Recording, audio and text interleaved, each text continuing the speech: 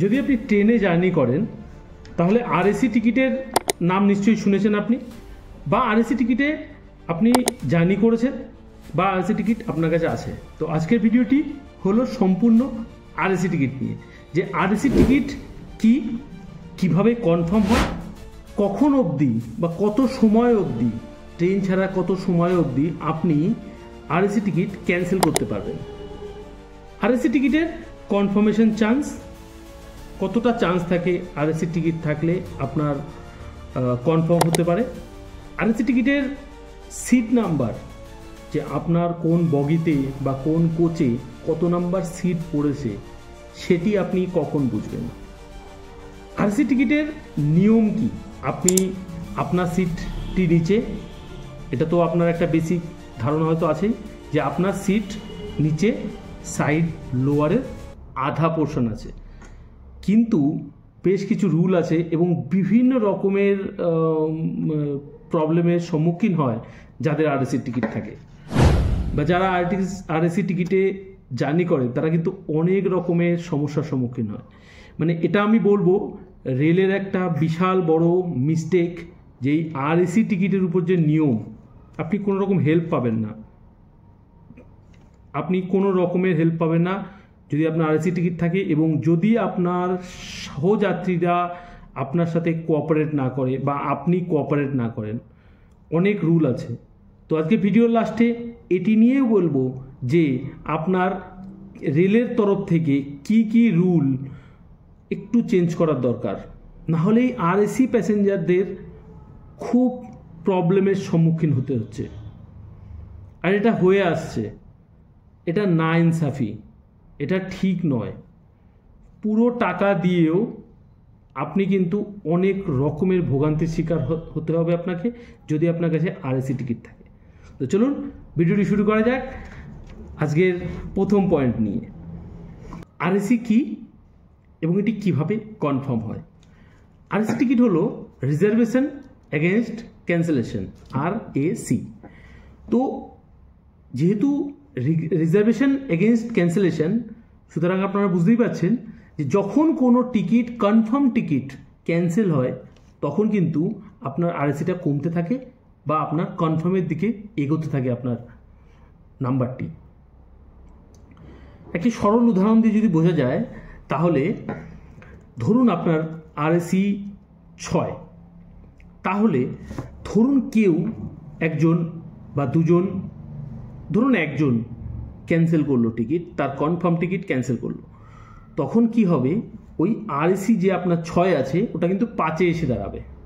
ঠিক এরকমভাবে আপনার 4, 3, 2, 1 অ্যান্ড দেন কনফার্ম, তার মানে যত লোক ক্যান্সেল করছে আপনার কিন্তু আরএসির নাম্বারটা কমছে এবং ধীরে ধীরে আপনার কনফার্ম হচ্ছে। এই আরএসি টিকিটের কনফার্ম চান্স কীরকম, আরএসি টিকিট কনফার্ম হয়ে যায়, খুব বেশি চান্স থাকে কনফার্ম হয়ে যাওয়ার, কিন্তু আপনার এটা কিছু রুট অনুযায়ী ডিপেন্ড করে।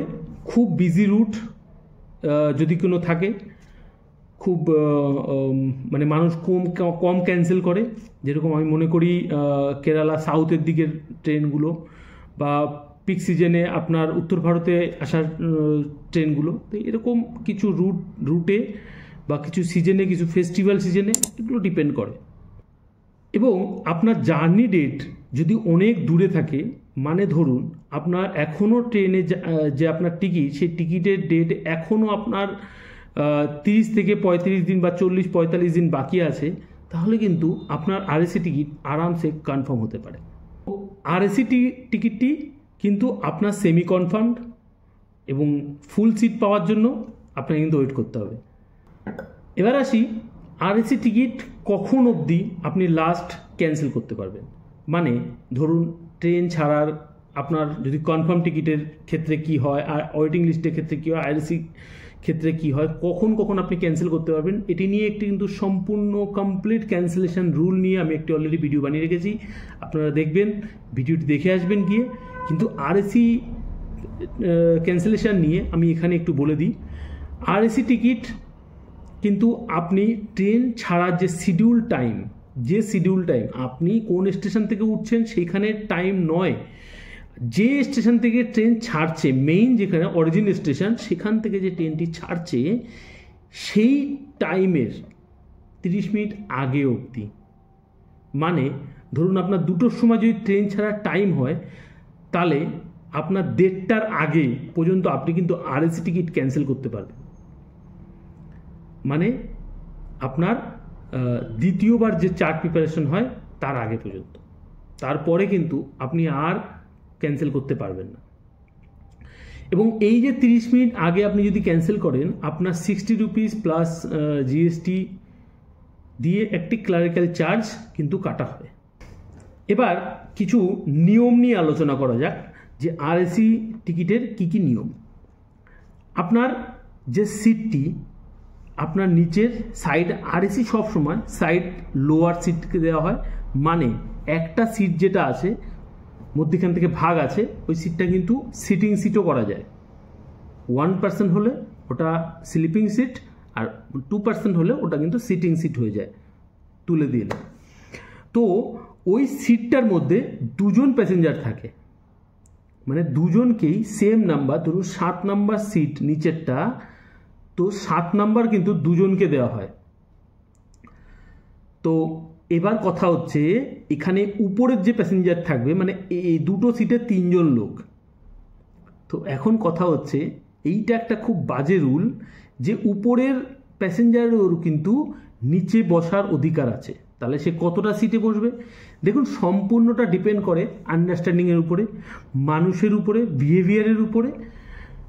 আমি নিজে অনেকবারই জার্নি করেছি, কিন্তু একবার খুব বাজেভাবে আমি ফেস করেছি। যেরকম আপনার যে ওখানে 2টো সিট বললাম নিচে আপনার ভাগ করা থাকে, ওখানে একটা সিটের মধ্যে আপনার 2জন আরএসি বসতে হবে এবং উপরের মানুষটি কিন্তু আধা সিটে পাবে। মানে মোট কথা বলতে গেলে রাত্রি 10টা পর্যন্ত কিন্তু উপরের মানুষটির নিচে বসার অধিকার আছে।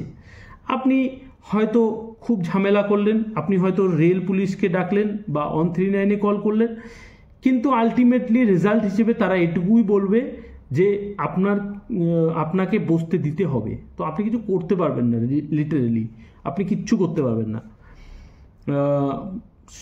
সাধারণত অনেক ভালো মানুষ থাকে, তারা উপরে নিচে আসেই না, উপরেই বসে থাকে। আবার রেলের যে নিয়ম সেই অনুযায়ী নজারা দেখার জন্য নিচে বসার অধিকার আছে তার।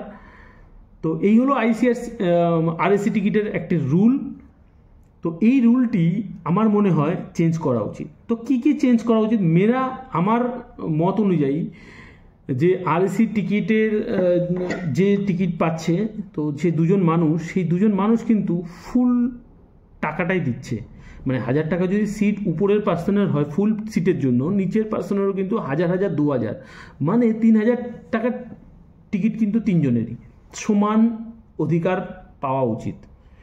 যেহেতু সমান টাকা দিচ্ছে, সেহেতু সমান অধিকার পাওয়া উচিত। এখানে এটা কখনোই উচিত নয় যে এইখানে 3জন অ্যাডজাস্ট করবে, উপরের মানুষটা 1.5টা সিট পাচ্ছে, এটা কখনোই উচিত না। কি করা উচিত তাহলে রেলের করা উচিত কিছুটা টাকা রিফান্ড, এবং উপরের যে পার্সনটি আছে, যে প্যাসেঞ্জার আছেন, তার নিচে বসার কোনো অধিকার দেওয়া উচিত নয়। এটা কিন্তু কখনোই উচিত নয়, কারণ যেহেতু সেম টাকা দিচ্ছে। তো এই নিয়ে আপনার কি মতামত? যদি আপনি আরএসি সিটে কোনোদিন জার্নি করে থাকেন বা আপনার কি মতামত আমাদের কমেন্ট করবে, প্লিজ জানাবেন যে আপনি কি মনে করেন, আপনার সাথে এরকম ইনসিডেন্ট হয়েছে কি না। তো আপনি প্লিজ কমেন্ট করে জানাবেন। তো আশা করি ভিডিওটি ভালো লেগেছে। ভিডিওটি ভালো লাগলে অবশ্যই লাইক করে দেবেন, কমেন্ট করে দেবেন এবং শেয়ার করে দেবেন, এবং চ্যানেল নতুন হলে অবশ্যই চ্যানেলটি সাবস্ক্রাইব করে দেবেন, কারণ এরকম অনেক ইনফরমেটিভ ভিডিও আমি কিন্তু আপনাদের জন্য এনে থাকি। তো চলুন, আজকের জন্য বাই বাই, ভালো থাকবেন সবাই।